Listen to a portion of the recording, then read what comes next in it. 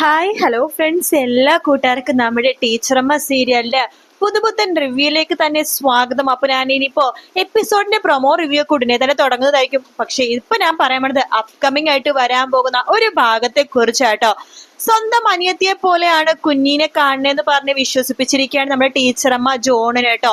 അങ്ങനെ അതുകൊണ്ട് ജോണിന് തന്റെ ഇഷ്ടം ഒരിക്കൽ പോലും നമ്മുടെ വീണെടുത്ത് പറയാൻ സാധിച്ചിട്ടില്ല. കാരണം കുഞ്ഞിയും അതുപോലെ തന്നെ സരസ്വതി അമ്മയും ആ വീട്ടിലെ എല്ലാവരും ജോൺ ചെറുപ്പം മുതൽ കാണുന്ന ഒരു പെൺകുട്ടിയാണ് വീണ. അപ്പൊ അതുകൊണ്ട് അവനാണെന്നുണ്ടെങ്കിൽ അവള് സ്വന്തം അനിയത്തിനെ പോലെയാണ്. അവന് അനിയത്തിയോ ചേച്ചിയോ ആരും തന്നെ അങ്ങനെ ഇല്ലല്ലോ. അപ്പൊ അതുകൊണ്ട് വീണനെ കാണുന്നത് സ്വന്തം അനിയത്തിനെ പോലെയാണ് എന്നാണ് നമ്മുടെ ടീച്ചർ അമ്മയുടെ വിചാരം. വീണക്കും അങ്ങനെ തന്നെയാണ്. ജോൺ ഒരിക്കലും തന്നെ അങ്ങനെ ഒരു രീതിയിൽ ഇഷ്ടപ്പെട്ടിട്ടില്ല. തന്നെ കാണുന്ന ഒരു അനിയത്തി എന്ന രീതിയിലാണ് കാണുന്നതെന്നാണ് വീണയുടെ കരുതൽ. പക്ഷെ വീണക്ക് ഇപ്പൊ ശരിക്കും പറഞ്ഞാൽ സന്തോഷോട് വലിയൊരു ഇഷ്ടമുണ്ട് കേട്ടോ. കാരണം വീണ കഴിഞ്ഞ ദിവസത്തെ എപ്പിസോഡിൽ തന്നെ പറഞ്ഞിട്ടുണ്ടായിരുന്നു, സന്തോഷിട്ട് ഞാൻ കോളേജ് കഴിഞ്ഞ് വരുമ്പോഴൊക്കെ നിൽക്കുന്നതും എന്നെ നോക്കുന്നതൊക്കെ ഞാൻ ശ്രദ്ധിച്ചിട്ടുണ്ടായിരുന്നു. എനിക്ക് അന്ന് മുതലേ സന്തോഷേട്ടനെ ഇഷ്ടമായിരുന്നു. അപ്പൊ അതിൽ നിന്ന് ഒരു കാര്യം മനസ്സിലാക്കാം, വീണ മനസ്സുകൊണ്ട് ഒരാളെ പ്രണയിച്ചിട്ടുണ്ടെങ്കിൽ അത് സന്തോഷിന് മാത്രമാണ്. ഈ ജോണിന്റെ പ്രണയം ഒരിക്കൽ പോലും വീണ മനസ്സിലാക്കിയിട്ടില്ല. അല്ല, വീണ അത് അറിയാനും ശ്രമിച്ചിട്ടില്ല. നമ്മളെ ഒരു ചേട്ടനെ പോലെ കാണുന്ന ഒരാളെ അങ്ങനെ വേറൊരു രീതിയിൽ നമ്മൾ കാണില്ലല്ലോ. അപ്പൊ അതുകൊണ്ട് വീണ അത് ശ്രദ്ധിച്ചിട്ടില്ല. ഇനിയാണ് കഥ മാറാൻ പോണത്. അങ്ങനെ സന്തോഷിനെ ഭയങ്കര ഇഷ്ടമുണ്ടോ വീണിനെ. പക്ഷെ സന്തോഷിന്റെ വീട്ടുകാർക്കോ അച്ഛനൊഴിച്ച് ബാക്കി ആർക്കും തന്നെ ഇഷ്ടമല്ല. ദരിദ്രവാസ കുടുംബത്തിൽ നിന്ന് പെണ്ണെടുത്തു എന്ന രീതിയിലാണ് അവരുടെ നോട്ടവും ഭാവവും ഒക്കെ. കാരണം സന്തോഷിന് ഇതിനേക്കാളും നല്ല പെണ്ണിനെ കിട്ടും. നല്ല സാമ്പത്തിക സ്ഥിതി, സ്ത്രീധനുള്ള പെണ്ണിനെ. ഇവൾക്കാണെങ്കിൽ ഒന്നുമില്ല. എന്തോ വീട്ടിൽ അമ്മ കൊട്ടക്കണക്കിന് ഉണ്ടാക്കി വെച്ചു എന്നൊക്കെ പറയുന്നുണ്ടായിരുന്നു.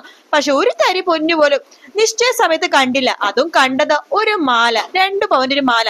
അത് തന്റെ മകൻ തന്നെ വാങ്ങിച്ചു കൊടുത്താണെന്ന് സന്തോഷിന്റെ അമ്മ ഇടയ്ക്കിടയ്ക്ക് പറയുന്നുണ്ട്. ആ മാല അവര് തന്നെ കയ്യിലെടുത്തും ചെയ്തു.